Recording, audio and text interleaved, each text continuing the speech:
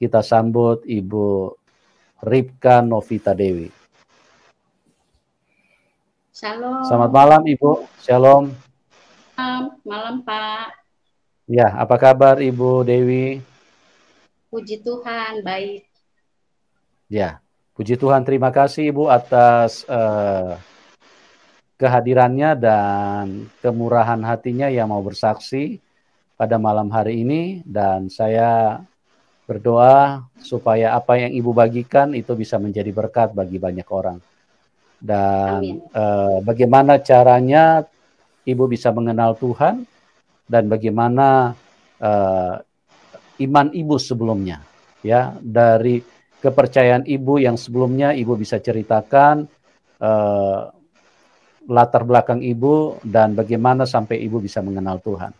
Oke, waktu dan tempat saya serahkan kepada Ibu. Silakan Ibu. Baik, terima kasih atas kesempatannya yang telah diberikan. Saya berlatar belakang dari Muslim dan saya juga lahir. Saya notabene orang Sunda ya, saya orang Banjarsari dan keluarga saya juga semuanya Muslim dan saya dibesarkan oleh keluarga Muslim. Tetapi pada tahun 1994 saya ke Tangerang karena saya punya kakak juga di Tangerang satu yang udah lama bertempat tinggal di sini gitu. Tetapi pada perjalanannya saya selalu dipertemukan dengan seorang Kristen gitu. Tapi hati saya juga dari dulu juga tidak tertarik gitu. Tidak tertarik kepada Kristen. Malah bertentangan. Dulu sempat saya sudah mau dibaptis, tetapi Katolik, tetapi saya tidak jadi dibaptis karena ada satu hal yang memang tidak memungkinkan, akhirnya saya tidak jadi. Ternyata rencana Tuhan terus berjalan di dalam kehidupan saya tanpa saya sadari ya. Akhirnya saya pun menikah dengan suami saya yang memang orang Kristen. Tapi sudah perjanjian di dalam keyakinan kita ya tetap masing-masing saja gitu. Saya juga Ya, mau Bu Novi, ya. mic-nya bisa didekatin ke mulut Bu supaya bisa suaranya agak jelas ya. Oh ya, ya Pak. Sudah jelas Pak? Agak dekat lagi ke mulut Bu, sedikit. Agak dekat lagi supaya lebih besar suaranya. Oke, silakan Bu. Ya. Sudah jelas ya Pak? Enggak. Ya silakan Bu, silakan. Ya. Setelah itu saya juga ya seorang muslim tetap saya menjalani kewajiban saya sholat, saya puasa. Gitu. Jika Idul Fitri datang, saya melaksanakan sholat id gitu kan. Cuman ya yang saya rasakan itu Pak, saya selalu sendiri gitu. Kalau sholat id saya sendiri, karena kan suami Kristen gitu. Tapi suami juga kalau misalkan Natal saya juga udah Pak gitu ke gereja, yuk saya nggak apa-apa, saya cuma nemenin doang gitu, nggak apa-apa saya cuma liatin doang, kamu ibadah nggak masalah. Saya nggak pernah ngelarang suami juga, dan saya nggak pernah ngajak suami untuk Muslim karena dia sudah bilang kalau saya dari kecil sudah Kristen dan sekarang pun 1000% saya tetap percaya Tuhan Yesus gitu. Dan dalam perjalanan rumah tangga saya sendiri juga bingung ya Pak. Ini kok rumah tangga saya mau dibawa kemana gitu. Satu perahu tapi kita beda tujuan gitu. Jadi nahkodanya mau kemana, penumpangnya mau kemana. Nah nanti saya juga bingung sampainya mau kemana gitu. Kebetulan di tahun 2017 itu puncak-puncaknya saya merasa kok hidup saya kok begini gitu, nggak ada kedamaian dalam rumah tangga, selalu banyak masalah. Tapi bukan berarti saya juga waktu itu belum kepikiran untuk ikut suami. Saya masih tetap bertahan gitu, di dalam iman saya, karena saya tahu dulu kan orang tua suka bilang jangan suka ikut-ikutan orang gitu. Agama kita itu agama yang paling benar gitu, jadi kamu jangan terpengaruh gitu. Saya selalu dengar omongan orang tua saya begitu. Dan kakak saya juga haji, semuanya sudah haji, sudah naik haji semuanya.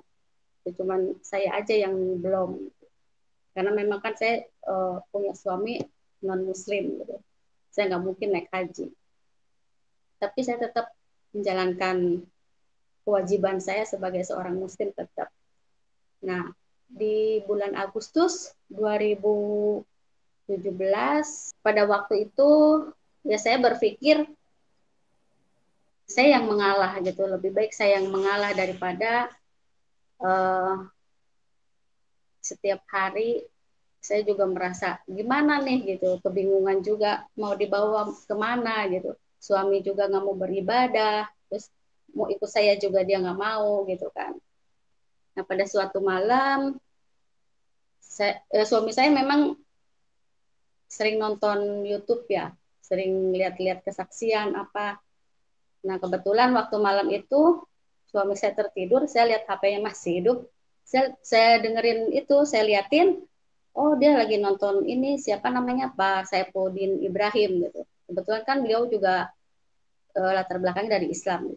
Pas saya dengerin beliau lagi bicara perbandingan antara Islam dengan Kristen gitu. Jadi kalau sekarang kita walaupun orang Islam, tapi kalau nggak sholat nggak puasa juga sama juga katanya masuk neraka gitu kan. Terus kenapa sih hidup itu harus dibikin repot gitu? Kan yang simpel-simpel aja gitu.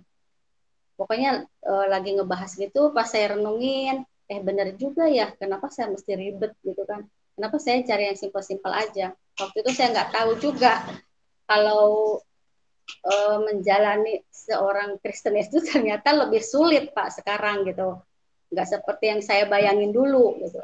Lebih sulitnya itu kalau dulu kan saya dengan keyakinan saya yang dulu gitu kan. Kalau misalkan saya ini ya saya nggak tergantung 100% kepada Tuhan yang saya sembah gitu. Saya masih boleh maaf nih, saya masih boleh ke dukun gitu, saya masih bisa minta tolong ke sini ke situ gitu kan. Nah kalau sekarang kan di dalam Tuhan Yesus itu diajarkan ya kita harus bergantung berharap kepada Tuhan saja gitu kan. Jadi nggak ada istilah kita bisa ke sana ke sini lagi gitu. Jadi kita berdoa dan percaya kepada Tuhan, pasti mujizat itu akan terjadi gitu. Dan sering mendengarkan firman Tuhan atau sering menyatakan firman Tuhan, di situ pun pasti mujizat Tuhan terjadi. Pasti Tuhan Yesus tolong kita. Gitu.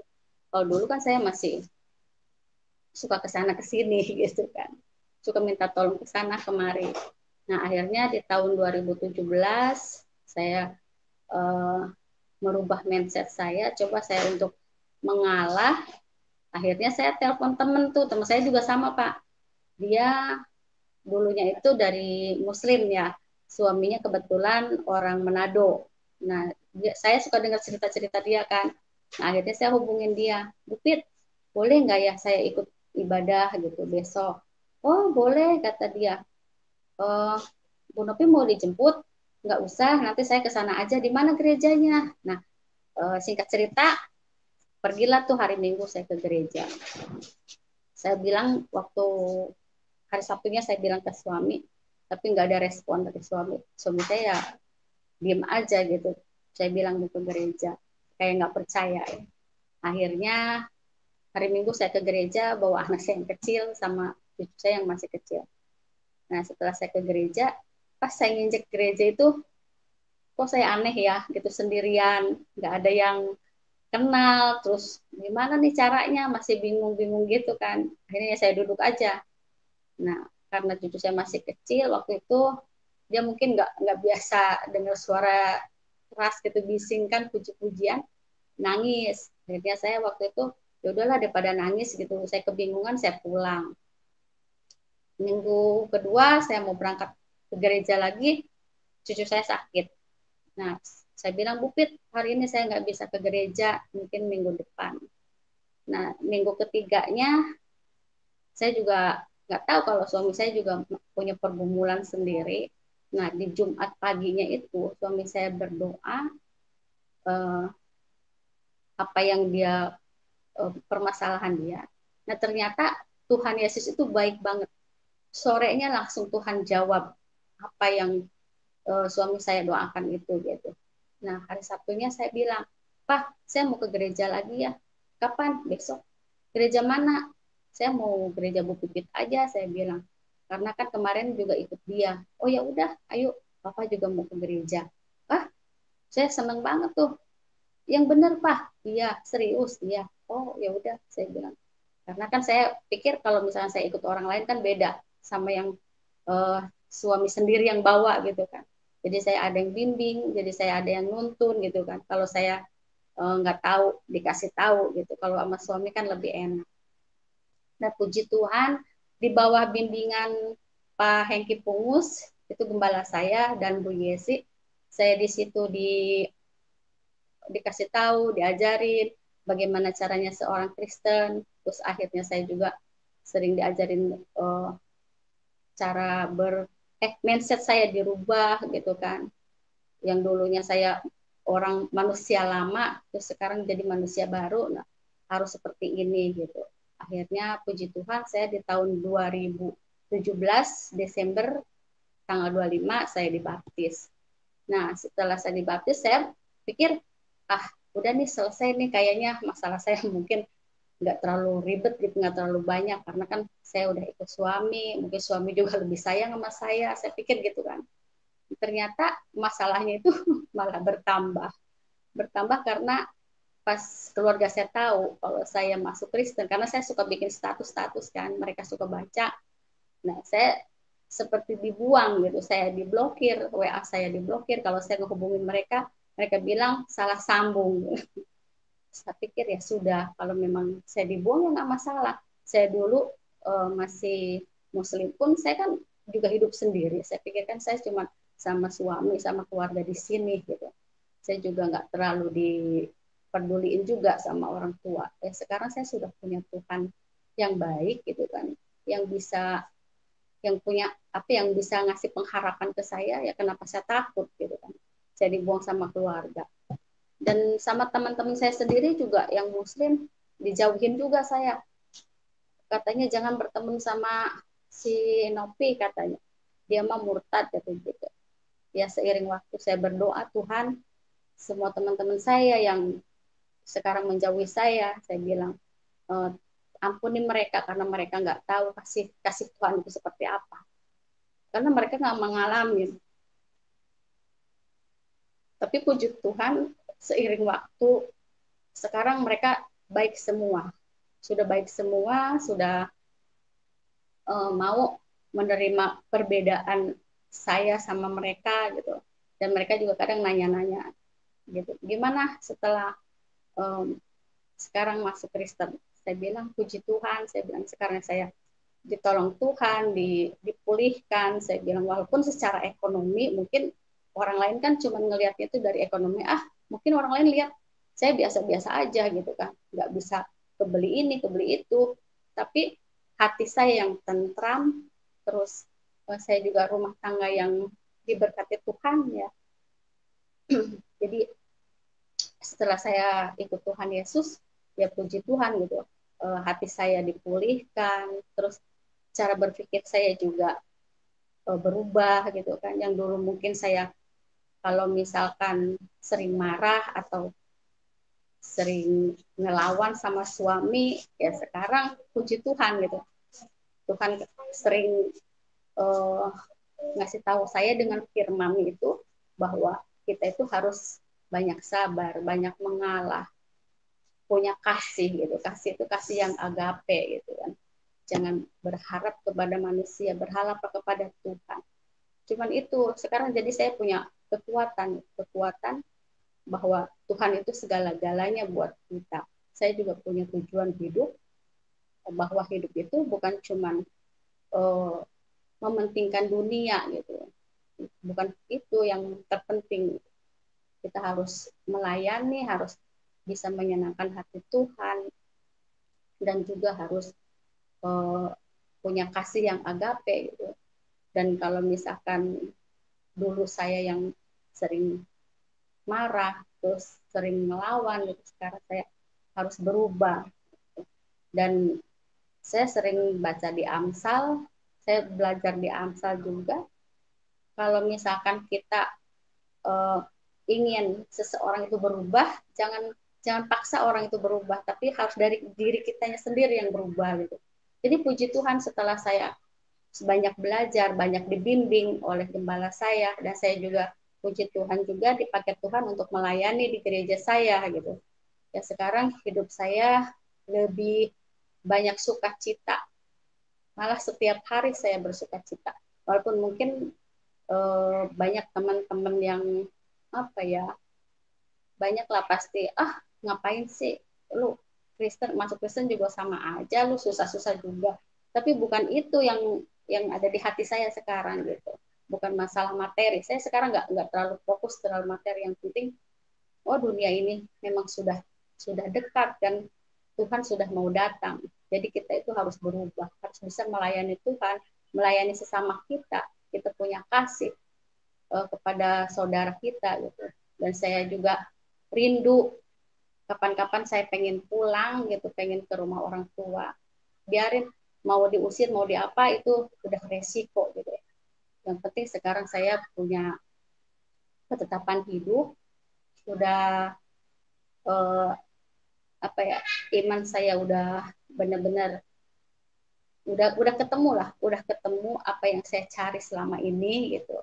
Dan suami juga puji Tuhan sekarang sudah kembali lagi, yang dulu udah hilang sekarang kembali lagi, dan anak-anak saya juga sudah dibaptis. Banyak banyak setelah saya percaya Tuhan, banyak yang Tuhan menyatakan gitu di dalam kehidupan saya, entah itu pertolongan, pemulihan, terus kesembuhan, banyak sekali yang setelah Tuhan nyatakan dalam hidup saya. Jadi saya sangat bersyukur di usia saya yang sudah 40 lebih, Tuhan kasih saya kesempatan untuk bertobat, untuk percaya Tuhan Yesus, untuk menemukan jalan yang benar gitu. Jadi saya juga lebih bersuka cita aja sekarang. Saya bersyukur aja kepada Tuhan. Saya tidak bisa membayangkan bagaimana kalau misalkan Tuhan itu tidak menjamah saya waktu itu, tidak uh, memberikan kesempatan tobat kepada saya, nggak tahu saya nanti jadi apa gitu kan. Dan saya sangat ingat dulu waktu saya punya tetangga orang Kristen, dia suka nyanyi-nyanyi kan, nyanyi-nyanyi, saya kadang-kadang ini orang kok berisik banget sih nyanyi-nyanyi gitu. Ternyata sekarang saya begitu, entah itu di jalan tadi mana tanpa saya sadari gitu, saya memuji Tuhan, saya menyatakan bahwa Tuhan itu baik gitu, saya selalu seperti itu. Kadang suami saya juga nyanyi melulu sih. Ya nggak apa-apa, saya bilang saya nyanyi kan bukan nyanyi yang enggak, saya bilang saya memuji Tuhan. Ya, banyak sekali yang saya rasakan saat ini. Dan untuk pertumbuhan iman saya, puji Tuhan juga, saya banyak banyak mengalami pertumbuhan, banyak mengalami perubahan, dan saya juga berterima kasih kepada gembala saya yang sudah dengan sabar, dengan apa, mau selalu menerima dengan keluh kesah saya gitu, karena saya kan dulu memang nggak tahu, jadi saya dikit-dikit nanya, dikit-dikit nanya. Puji Tuhan, saya punya gembala yang baik, bijaksana, dan mau peduli kepada kami gitu. Dan banyak banyak pertolongan juga dari Bapak Gembala saya yang sudah kami rasakan gitu. Di saat suami saya sakit sampai muntah darah, waktu itu suami saya kan pengen berhenti merokok. Nah akhirnya dari gereja ini coba kita doain biar Pak Beni berhenti ngerokok gitu. Ternyata malam-malam itu apa, muntah darah. Akhirnya saya telepon gembala saya datang ke rumah, akhirnya didoain, tapi masih tetap ya udah besok kita ke rumah sakit. Jadi Pak Gembala dan Ibu Gembala saya yang bolak-balik ke rumah sakit ngurusin suami saya, tapi di rongsen nggak ada apa-apa gitu. Di rongsen dilihat nggak ada apa-apa, tapi kok bisa muntah darah. Terus puji Tuhan waktu itu suami saya juga berhenti ngerokok. Mungkin karena itulah cara Tuhan gitu kan, cara Tuhan bagaimana menjamah seseorang supaya berhenti, kayak dibuat seperti itu ya. Tapi setelah itu kan Tuhan tolong, Tuhan sembuhkan gitu, Tuhan pulihkan hatinya, dipulihkan kesehatannya.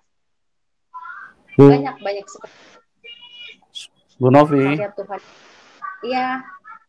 Suaranya kok kecil, Bu? Bisa dibesarin sedikit ininya, suaranya, volume ini, ya. Oh, ya. Ini saya udah besar, Pak. Ya, ini baru agak jelas ini. Tadi agak kecil lagi. Oh. Iya, ya. Saya udah kenceng nih, Pak, nih ngomongnya, Pak. Iya, ya. Agak dekatin mic-nya. Oke, lanjut, Bu. Oke. Jadi banyak, Pak, banyak karya Tuhan yang sudah dinyatakan dalam hidup keluarga kami ya. Bahkan sekarang di saat pandemi, mungkin orang lain banyak yang kerjanya diberhentikan gitu kan. Terus bisnisnya juga mungkin banyak yang hancur. Tetapi puji Tuhan, saya ditolong Tuhan, anak saya juga masih tetap bekerja. Terus suami saya juga orderan tetap berjalan terus gitu, ada aja, entah itu dari Jawa, entah itu dari mana. Dan saya ingat ya dulu sebelum saya itu mengandalkan Tuhan, sebelum saya mengandalkan Tuhan, setiap mau Lebaran atau mau Natal, Pak, saya itu selalu maaf nih, selalu kekurangan karena pabrik tutup, jadi orderan pun nggak ada gitu. Jadi kami udah siap-siap nih, mau kasih ke siapa nih gitu kan, mau minjem ke siapa gitu. Tapi Tuhan Yesus luar biasa. Setelah saya mengandalkan Tuhan, banyak berdoa, di tahun sekarang ini walaupun pandemi, saya tidak sampai minta bantuan kepada orang lain, cukup ke Tuhan Yesus saja gitu. Saya selalu Tuhan yang punya rencana, Tuhan yang punya kuasa. Saya bilang kalau kuasa Tuhan itu tidak terbatas, tapi kuasa manusia itu terbatas. Kalau saya minta tolong ke manusia, pasti ada bosennya gitu kan. Ini orang minta tolong melulu gimana? Tapi kepada Tuhan, pasti Tuhan nggak ada bosennya. Karena walaupun kita berbuat salah, walaupun kita berbuat dosa, tetap Tuhan memberkati kita gitu. Tetap Tuhan tolong kita. Itu yang saya yakini gitu. Kayaknya puji Tuhan aja sih Pak. Sekarang kehidupan saya banyak berubah, banyak saya rasakan, dan saya berharap untuk kedepannya, untuk saudara-saudara atau teman-teman saya ya, kiranya Tuhan juga jamah mereka, Tuhan juga kasih kesempatan kepada mereka, dan Tuhan untuk memenangkan jiwa-jiwa mereka, supaya mereka juga percaya kepada Tuhan Yesus gitu. Yang dulunya saya juga suka menertawakan orang Kristen. Nah sekarang saya sendiri sekarang percaya Tuhan Yesus gitu, dan saya merasakan kasih Tuhan itu begitu besar dan nyata. Tuhan Yesus itu memang Tuhan yang hidup, Allah yang hidup, dan menurut saya sekarang yang saya rasakan yang memang Allah yang benar gitu, yang wajib kita sembah gitu. Kiranya sekian Pak kesaksian dari saya. Mungkin lain waktu saya bisa kesaksian lagi. Haleluya. Ya, terima kasih Bu Novi. Ya, terima kasih luar biasa yang Ibu bagi pada kita. Ini pembuktian bahwa Tuhan Yesus itu harus dialami. Jadi Tuhan Yesus itu bukan hanya cerita di dalam buku, karena kalau cerita di dalam buku itu bisa saja orang ngarang atau dongeng.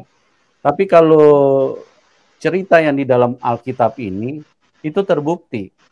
Dulu kan Ibu juga suka menertawakan Tuhan Yesus, tapi sekarang mengalaminya. Kan kalau orang sudah mengalami berbeda dengan orang yang belum mengalami. Kalau orang mempercayai Tuhan tapi tidak mengalami, sebetulnya bukan Tuhan yang dia percayai, tapi manusia. Karena apa? Karena dia percaya terhadap karangan manusia, dia percaya terhadap tulisan manusia. Tapi kalau orang percaya dan mengalami, berarti dia memang percaya kepada Tuhan karena dia mengalami Tuhan. Begitu teman-teman, kalau kita mau supaya tidak tersesat, mempercayai Tuhan harus dialami. Ya, kalau kita bilang dia maha kuasa, kuasanya harus kita rasakan. Sama seperti yang dialami oleh Ibu Dewi. Dia mengalami kuasa Tuhan. Dia mengalami kasih Tuhan. Nah, kalau kita cuma bilang dia Tuhan Maha Kuasa, dia Tuhan Maha Kuasa, sementara kita tidak pernah mengalami kuasanya. Bagaimana itu bisa dianggap sebagai suatu kebenaran? Itu kemungkinan besar kita sedang tersesat. Tetapi kita di dalam kebodohan kita mengatakan Tuhan Maha Kuasa. Jadi alamilah ya. Supaya apa? Supaya hidup ini benar-benar berjumpa dengan Tuhan yang benar. Karena Tuhan yang benar, dia Tuhan yang baik. Tuhan yang baik itu seperti yang dikatakan di dalam firman-Nya itu jelas. Tidak bisa dibantah. Tuhan Yesus mengajarkan, kasihilah musuhmu, berdoalah, mintalah berkat buat mereka. Tidak ada manusia yang bisa mengajarkan seperti ini. Dan inilah firman Tuhan. Dia mengajarkan yang baik. Berdoalah buat musuh-musuhmu. Mintalah berkat buat mereka. Kalau Tuhan Yesus berfirman seperti ini artinya dia Raja Damai. Tidak akan ada pertikaian. Karena apa? Dikatakan berdoa buat musuh-musuhmu. Minta berkat buat mereka. Artinya kita terus dipanggil untuk menghadirkan kebaikan. Menghadirkan kedamaian. Bukan orang yang suka teriak, provokasi, dan segala macam. Tuhan Yesus itu mengajarkan kebaikan. Ya. Tuhan Yesus berkata, jika kamu ditampar pipi kanan, berikan juga pipi kiri. Ya, itulah Tuhan Raja Damai.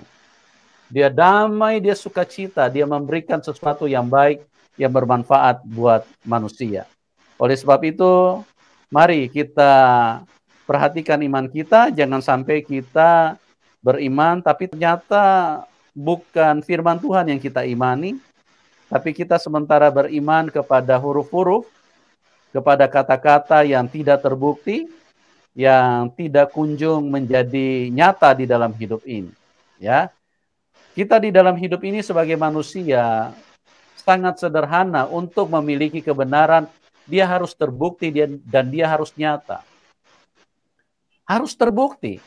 Di dalam hidup ini, di pengadilan juga sama. Kalau dikatakan bahwa kebenaran, coba lihat dalam hukum, ya, dalam kepolisian, itu harus ada dua alat bukti. Jadi ada buktinya dulu, baru bisa dinyatakan perkara itu benar. Itu loh suatu sistem yang sangat logik, suatu sistem yang sangat akurat, suatu sistem yang sangat memenuhi nilai-nilai yang diharapkan oleh manusia. Harus ada dua alat bukti.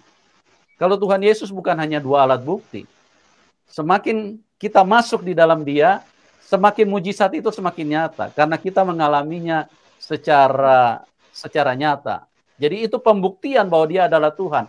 Tapi kalau cuma kata-kata di buku, terus kemudian kita disuruh percaya kepada Tuhan, tapi tidak terbukti, nah inilah yang menjadi berbahaya buat kita.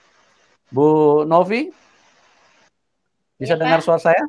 Ya, Dengar. saya mau bertanya dulu sedikit nih. Tadi Ibu mengatakan bahwa Ibu sempat mendengar khotbah seorang hamba Tuhan, Ya. sehingga itulah yang membuat Ibu beralih dari keyakinan yang lama. Ibu bisa Ya. ceritakan pada momen mana itu terjadi sehingga Ibu mengambil satu kesimpulan bahwa Ibu akan percaya Tuhan Yesus. Itu seperti apa, Bu, kejadiannya? Bisa tolong diulang, Bu? Iya, baik Pak. Ya. Itu waktu itu saya cuma dengar juga nggak banyak ya Pak, karena saya juga waktu itu bangun tidur, terus saya lihat gitu, saya dengar. Saya jadi waktu itu karena mungkin pikiran saya juga kan lagi agak kacau Pak ya, banyak pikiran gitu, banyak terlalu apa ya, kesana kesini gitu. Jadi saya cuma menangkap ini simple aja saya waktu itu. Iya ya, saya sekarang Muslim. Hmm. Tapi saya juga jarang, puasa juga nggak full 1 bulan itu 30 hari gitu kan. Saya kadang belang-belang gitu. Terus Hmm. kalau saya puasa nggak sholat juga, saya juga sama kok masuk neraka gitu. Hmm. Kenapa saya nyari yang ribet-ribet gitu? Cari aja yang Hmm. simpel. Saya pikir kan dulu orang Kristen kan ke gereja cuma seminggu sekali gitu kan. Terus Hmm. mereka juga nggak lalu masuk ke gereja boleh pakai sepatu gitu, nggak harus bersih banget gitu, terus harus ngambil air wudhu dulu, bagaimana bagaimana itu enggak. Terus mereka bangun tidur puji-pujian terus berdoa juga, mereka juga nggak masalah gitu kan, berarti kan lebih simpel. Hmm. Saya pikirnya begitu aja Pak waktu itu. Hmm. Jadi ya udahlah, coba saya mau, waktu itu kan saya belum kenal Tuhan Yesus Pak, waktu itu belum tahu Oh. ajaran apa kan, saya cuma Hmm. dengar-dengar itu aja karena suami juga nggak pernah ngajarin saya yang sampai mendalam gitu, karena suami pun tidak menjalaninya gitu. Kristennya cuma Kristen KTP ibarat kata gitu. Jadi Hmm. saya waktu itu saya ambil ambil simpelnya aja, nggak kepikiran bahwa saya nggak bisa membandingkan karena saya kan Al-Quran juga saya tidak begitu mendalami, dan Alkitab juga saya Hmm. belum baca kan, belum tahu isi Ya. Alkitab itu apa, tentu Tuhan Yesus itu seperti apa saya belum tahu. Jadi saya cuman yang yang ada di pikiran saya aja waktu itu, yang saya orang awam gitu kan, bukan yang Hmm. pinter dalam agama. Jadi saya ngambilnya tuh yang simpel-simpel aja Pak gitu. Ya udahlah, coba saya mau ke Kristen aja, siapa tahu kalau misalkan saya masuk Kristen, suami saya juga jadi sayang sama saya gitu. Saya pikirnya begitu aja. Terus mungkin saya juga kalau katanya, kan ini katanya ya Pak ya, kalau orang Kristen itu kalau susah-susah tuh bisa ditolong begitu. Itu saya pikiran pikiran manusiawi lah Pak gitu. Ya. Tapi setelah saya kenal Tuhan Yesus, setelah saya dibimbing, ternyata untuk menjalaninya ya Pak ya, saya rasa lebih Ya. sulit Pak. Lebih sulit karena apa? Hmm. Harus bisa mengampuni orang yang menyakiti kita gitu. Terus Ya. harus bisa bersabar, harus bisa mengalah gitu. Itu sebetulnya sulit Pak gitu. Dan di agama yang dulu itu saya nggak pernah diajarin. Karena dulu itu ya ibarat kata saya suka begini. Ada kan orang sering Pak yang bilang gini, kalau lu baik, gue lebih baik gitu kan kasarnya nih. Kalau lu Hmm. jahat, gue bisa jahat gitu. Hmm. Kalau lu jual bisa beli. Nah, kalau di iman Kristen kan nggak ada yang begitu, Pak. Kita harus penuh Hmm. kasih gitu. Kalau orang jahatin kita, ya kita harus bisa berkatin, doain gitu. Malah suruh doain kan, Pak gitu. Kalau di iman Kristen, justru saya sekarang tuh dituntut gitu, dituntut seperti itu. Gitu. Jadi saya harus meninggalkan manusia lama saya, dan saya harus lahir baru gitu. Sebagai orang Kristen, saya harus menunjukkan jati diri saya bahwa saya itu berubah gitu Pak, dalam bersikap, Amen. dalam berpikir gitu. Ya. Itu Puji sih Tuhan. Pak. Ya, luar biasa. Dan bagaimana setelah Ibu, kan tadinya waktu Ibu dengar itu ceramah pendeta, Ibu kan istilahnya belum terlalu paham juga ya. Iya. Dan bagaimana setelah Ibu masuk ikut Tuhan Yesus, apakah ada penyesalan atau kepengen balik atau bagaimana, Bu? Enggak Pak, enggak ada rasa penyesalan. Justru saya bilang saya bersyukur. Di usia Ya. saya yang tidak muda lagi, Tuhan kasih saya kesempatan untuk bertobat gitu kan, untuk percaya Tuhan Hmm. Yesus, dan banyak sekali yang Tuhan nyatakan di dalam hidup saya gitu. Justru saya bersyukur banget Pak. Nggak ada rasa penyesalan. Justru saya uh, hati saya menggubu-gubu Pak. Kalau misalkan ada tetangga atau teman saya kasih. Hmm. Uh, saya tidak menginjili Pak. Saya tidak menginjili, tapi saya kasih uh, contoh dengan sikap saya. Terus saya Hmm. bilang, misalkan ada tetangga saya yang susah bayar utang, terus orang yang diutangin itu kan marah-marah gitu. Hmm. Ini orang masih disumpahin gini-gini. Saya suka kasih tahu, saya bilang jangan disumpahin, didoain. Saya bilang kalau disumpahin orang kalau nggak punya rezeki malah nggak bisa bayar utang. Coba didoain, saya bilang. Kalau kita punya berkat, diberkatin. Kok bisa begitu? Ya Iya. memang harus seperti itu, saya bilang gitu. Jadi gimana ya Pak? ya merubah mindset saya lah. Puji Tuhan lah saya bisa berubah, Pak. Saya Haleluya. bersyukur banget. Suami saya juga Iya. dipulihkan, keluarga saya juga dipulihkan. Jadi nggak ada rasa penyesalan sama sekali, nggak ada, Pak. Hmm. Jadi berarti dalam pengertian bahwa setelah Ibu ikut Tuhan Yesus, Ibu tambah jelas memahami bahwa Tuhan Yesus itulah kebenaran. Dan apa yang Amin. diajarkan itu adalah firman yang bisa memerdekakan kita dari hal-hal yang selama ini mungkin menyiksa kita atau mengganggu hidup kita. Seperti itu, Bu? Ya, ya, betul, Pak. Ya. Yang saya pikiran tuh kalau sedikit-dikit kan dulu saya marah gitu, marah terus kasar juga. Saya ngomong ke suami suka kasar gitu. Kalau maaf nih, kalau suami bilang misalkan ini mau misalkan anjing lu gitu, saya balas, Pak. Gitu saya balas gitu. Anjing juga anjing gitu. Kalau dulu saya begitu, Pak.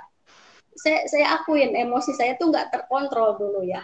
Tapi setelah sekarang saya Yesus, saya banyak ditegur juga, mungkin pimpinan Roh Kudus juga buat saya gitu, karena saya juga bersedia untuk melayani di gereja. Saya belajar taat dan setia gitu. Apa yang diperintahkan oleh gembala saya coba jalanin aja gitu. Walaupun saya nggak bisa, saya jalanin gitu. Saya suruh berdoa ini itu, atau saya suruh jalan ke sana ke sini, ya saya jalanin aja gitu, Pak. Tapi saya yang penting suami ngizinin gitu, ya udah nggak apa-apa gitu. Dengan pengertian bahwa kata-kata kasar, kata-kata kotor, Ibu sudah bisa lepas dari hal-hal seperti itu ya? Puji Tuhan, Pak. Sekarang Jadi saya tidak membalas cara-cara yang apa tidak baik. Artinya cara-cara yang kotor, memaki-maki suami, sudah ya, tidak lagi ya, Bu? sudah tidak lagi, Pak. Puji Tuhan. Oh, haleluya. Ibu, kenapa bisa seperti itu? Berarti kuasa Tuhan Yesus itu nyata di dalam seorang Novita Dewi. Seperti itu, Bu? Iya, benar. Ya, Ya, yang tadi artinya, saya bilang, ya, karena saya mungkin sering minta Tuhan tolong kasih saya hati nurani gitu. Tolong kasih tolong saya kesabaran dan hati Tuhan gitu. Biar seperti Tuhan, amin. biar seturut Tuhan gitu kan. Biar saya bisa sabar walaupun yang orang lain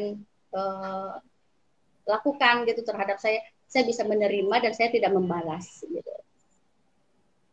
Iya, luar biasa.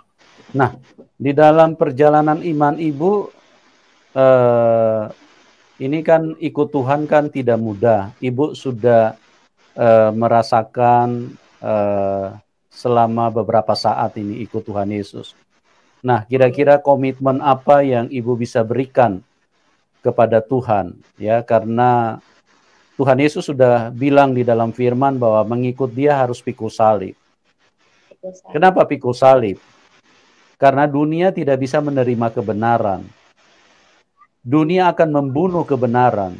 Nah, salib itu adalah penderitaan karena kebenaran. Kita bisa sampai dibunuh karena kebenaran.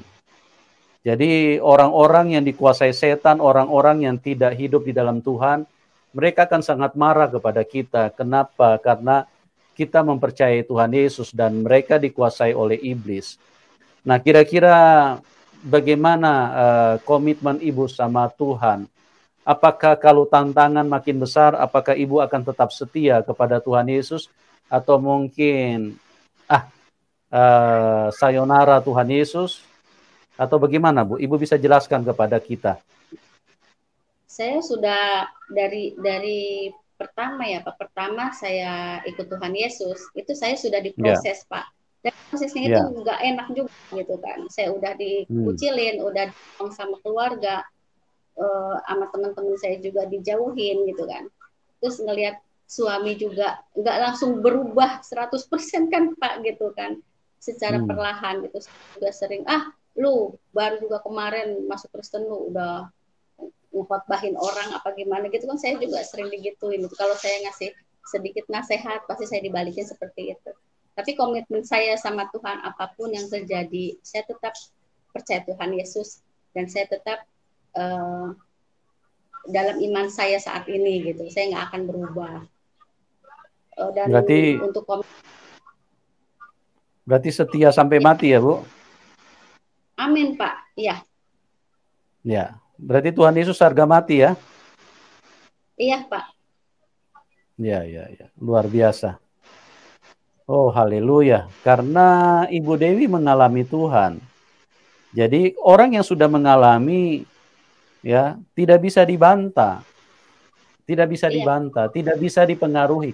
Orang yang sudah mengalami bahwa Tuhan Yesus itu adalah Tuhan yang terbukti, ya. Kalau dihukum dua alat bukti sudah cukup. Tidak disangsikan lagi bahwa perkaranya benar, bahwa ini orang iya, bersalah, ya. Perkaranya benar. Nah, begitu juga manusia ini kan tidak mungkin percaya beli kucing dalam karung, apalagi tentang iman, teman-teman. Imanmu itu pastikan bahwa Anda dapat membuktikan kepada siapa Anda percaya. Dan dia harus membuktikan bahwa dia adalah Tuhan. Jadi jangan cuma kata orang, jangan cuma kata buku, jangan cuma kata pendahulu-pendahulu. Ada orang banyak mengikuti iman orang tuanya. Karena orang tuanya punya iman seperti ini, maka dia ikut begini juga. Nggak boleh seperti itu. Itu namanya iman Iman grup itu, iman keluarga ya. Karena orang tua, karena keluarga, jadi kita jadi ikut beriman seperti itu. Tidak boleh. Kita harus mengalaminya sendiri. Ya, saya juga mengalaminya sendiri. Ibu Dewi juga mengalaminya sendiri. Nah, kalau sudah mengalami sendiri tidak bisa dibantah. Seperti ini Alkitab. Ini Alkitab. Tidak bisa ini cerita novel, nggak bisa. Karena kami mengalami.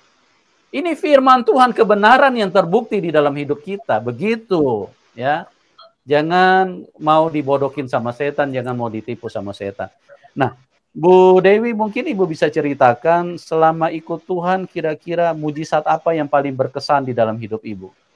Yang oh, membuat Ibu tambah teguh imannya, tambah yakin bahwa tidak ada Tuhan selain Tuhan Yesus Kristus. yes. Silakan Ibu. Banyak Pak, banyak sekali ya. Kalau saya mau cerita Ya, mungkin satu dua aja memang Bu, satu dua aja. ini memang hal yang Satu dua kecil aja. gitu kan, hal yang Ya. kecil, tapi bagi saya itu sungguh luar biasa gitu. Satu, waktu suami saya sakit, waktu itu muntah darah gitu, saya terus berdoa sama Tuhan, dan Tuhan sembuhkan gitu. Karena di rongsen apa juga kan nggak ada penyakit kan, dokter juga bingung mau ngasih obat apa gitu. Tetapi dengan doa akhirnya Tuhan sembuhkan. Nggak lama gitu, cuma 2 hari waktu itu kejadiannya Tuhan sembuhkan. Dan puji Tuhan sampai sekarang suami saya sehat gitu kan, nggak ada apa-apa. Yang kedua, waktu cucu saya sakit. Waktu cucu saya sakit, saya bingung karena di rumah sendirian, badannya panas gitu. Saya cuma tumpang tangan, saya doa, Tuhan, Engkaulah dokter dari segala dokter dan obat dari segala obat. Saya percaya Tuhan pasti sembuhkan cucu saya, tanpa saya harus bawa ke dokter, karena saya juga nggak bisa kemana-mana, nggak bisa bawa dia gitu kan. Saya bilang, setelah saya doa, cucu saya sekarang sembuh. Saya bilang, di dalam nama Tuhan Yesus, cucu saya sembuh. Nggak lama, saya tinggal ke dapur, Pak, ngambil air minum gitu kan, dikasih. Pas saya pegang, loh, beneran dingin gitu kan, udah dingin, demamnya udah hilang. Terus udah mau minta Haleluya. susu gitu. Saya bilang, wah, emang Tuhan Yesus luar biasa, saya bilang. Makanya saya bilang, Amin. dalam hati saya, bukan karena apa ya, sebetulnya bukan pilihan juga Pak gitu. Saya Iya. juga mungkin saya Tuhan itu bukan kebetulan, secara kebetulan, memang ini udah rencana Tuhan kan, memang jalan saya sudah di sini gitu. Mungkin juga bagi yang lain juga sebetulnya sih Tuhan itu sudah menunjukkan jalan kebenaran, tetapi mereka mungkin tidak peka gitu.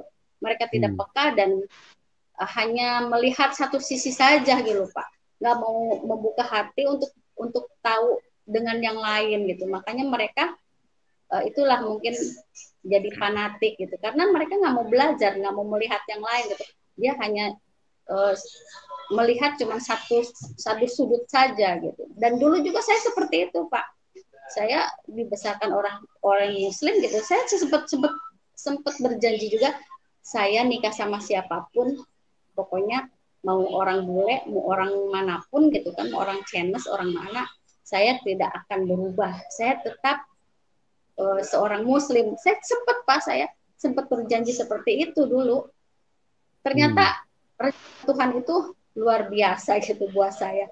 Hati saya dibalikan 180 derajat sekarang gitu kan.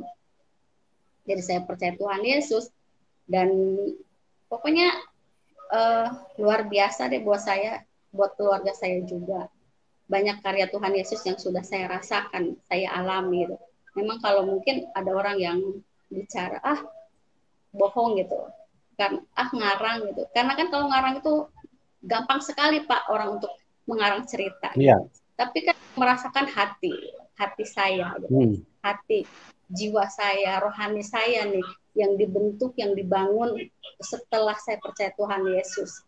Banyak sekali yang saya rasakan perubahan di dalam diri saya sendiri gitu.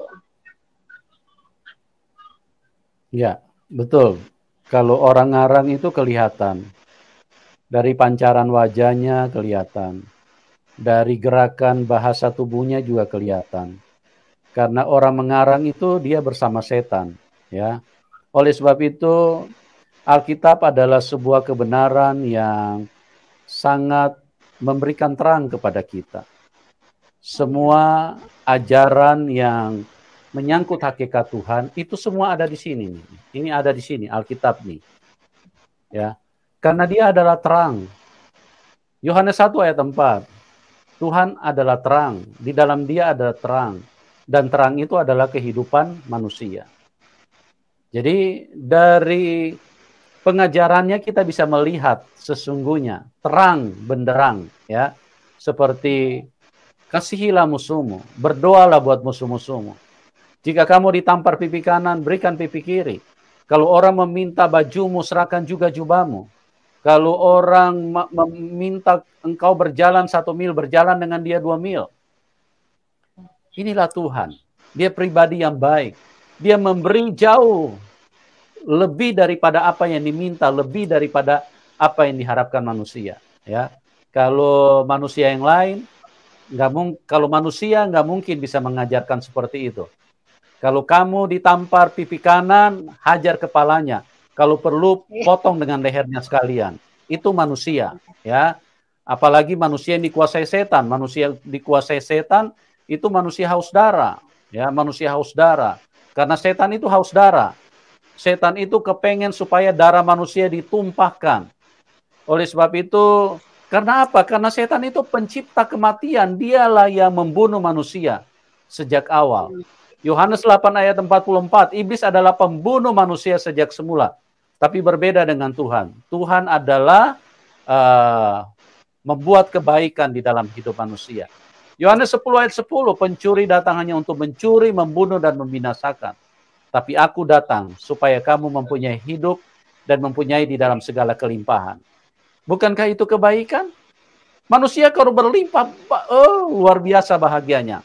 Ya, berlimpah makanan, berlimpah perhiasan, berlimpah semuanya, manusia bahagia, ya. Tapi kalau manusia serba minim, serba tertekan, kenapa serba minim, serba tertekan? Karena dicuri sama setan, ya. Setan itu mengambil terus apa yang diberikan Tuhan di dalam hidup kita. Kesehatan hilang pelan-pelan. Kemana kesehatan? Manusia kan tidak tahu perginya kemana. Ya dicuri sama setan. Tadinya kuat, gagah, sehat, lari 10 km aja kuat. Tapi begitu setan mulai mencuri tenaga, kemampuan, kekuatan, kesehatannya, makin hari makin loyo. Jangankan mau jalan 10 kilo, mau lari 10 kilo. 10 meter saja sudah ngos-ngosan. Karena apa? Karena setan itu mencuri kesehatan manusia. Ya. Bukan karena faktor alam. Ya, alam tidak bisa mengambil kesehatanmu. Tapi setan itu pribadi yang jahat, dia menggerogoti semua. Dia mengambil terus dari dalam hidup manusia. Bahkan kecantikan, ketampanan seseorang itu dicuri sama setan. Coba lihat orang kalau masih muda, masih usia belasan tahun, itu sangat luar biasa. Tapi makin lama, sudah 50, 60, makin hari makin peot. Kemana kekuatannya? Kemana ketampanan? Kemana kecantikannya? Dihilang, dicuri sama setan, dimakan sama setan. Itulah. Hanya ini Alkitab yang bisa memberitahu. Ya, makanya tidak bisa diragukan ini kebenaran. Hanya firman Tuhan yang bisa menceritakan itu. Pencuri datang hanya untuk mencuri, membunuh, dan membinasakan. Kemana kesehatan manusia? Kemana ketampanan? Ibu Dewi kalau masih umur 17, kinclong. Kalau tambah 17 tahun lagi, semakin memudar. Ya, semakin lisut, maaf nih. Ya, kalau tambah 27 tahun lagi, semakin, ya, itulah dunia.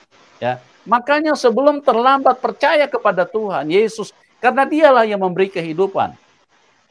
Kalau kita mati di dalam Tuhan Yesus, kita hanya pindah tempat dan kita diubahkan di dalam kemuliaan. Tapi kalau Anda mati, tidak percaya kepada Tuhan Yesus, langsung diterkam setan, dibawa ke alam maut. Itu sudah pasti, karena firman Tuhan yang bicara seperti itu. Jadi, sekali lagi teman-teman, waktu ini singkat, jangan sampai terlambat, jangan sampai hidupmu kehilangan arah, jangan sampai hidupmu ditipu oleh setan. Bu Dewi, mungkin bisa sedikit beri pesan kepada teman-teman yang belum kenal Tuhan, ya, supaya jangan sampai terlambat, ya, jangan sampai salah memilih Tuhan, ya, karena hanya Tuhan yang benar yang bisa bawa kita ke surga. Silakan Bu Dewi. Benar. Saya pesan kepada saudara-saudara saya, teman-teman saya yang mungkin belum percaya Tuhan Yesus gitu. Saya selalu berdoa kiranya Tuhan jamah hati mereka dan Tuhan juga selamatkan saudara-saudara kami yang belum percaya kepada Tuhan Yesus, karena dunia ini sudah semakin tua ya. Banyak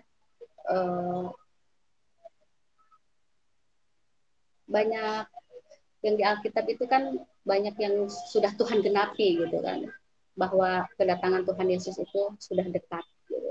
Banyak yang sudah nyatakan di dalam dunia ini, banyak yang sudah digenapi lah sama Tuhan, kejadian-kejadian bahwa Tuhan Yesus itu sudah mau datang untuk yang kedua kalinya gitu. Pesan saya, kiranya Tuhan jamah, kiranya Tuhan juga lawat hati mereka, dan Tuhan selamatkan mereka juga supaya kita sama-sama nanti di dalam kemuliaan Tuhan Yesus Kristus. Begitu aja, Pak. Ya, haleluya, luar biasa. Jangan sampai terlambat teman-teman, karena hidup ini singkat, hidup ini tidak bisa diputar ulang. Ya, artinya kesempatan tidak mungkin datang dua kali di dalam hidup kita. 2021 sudah lewat. Anda mau kembali ke situ nggak bisa. Kalau hidupmu sia-sia di tahun 2021, tidak bisa diulang lagi. Berarti Anda sia-sia di dalam kehidupanmu. Ini waktu sangat singkat. Jangan sampai Anda terlambat. Ya, ingat bahwa hanya Tuhan yang benar yang bisa menyelamatkan hidup kita. Bukan huruf-huruf yang menyelamatkan kita. Bukan kata-kata yang tidak terbukti yang menyelamatkan kita. Tapi firman Tuhan, dia hidup. Firman Tuhan itu adalah kebenaran. Ya, terima kasih Bu Dewi yang sudah memberikan kesaksian yang luar biasa pada kesempatan ini. Jadi Bu Dewi mengalami sendiri Tuhan. Ya, dulu Bu Dewi juga suka mengejek, menertawakan Tuhan Yesus. Ya, masa Tuhan berkolor, masa Tuhan lahir dari rahim wanita, masa Tuhan mati di salib.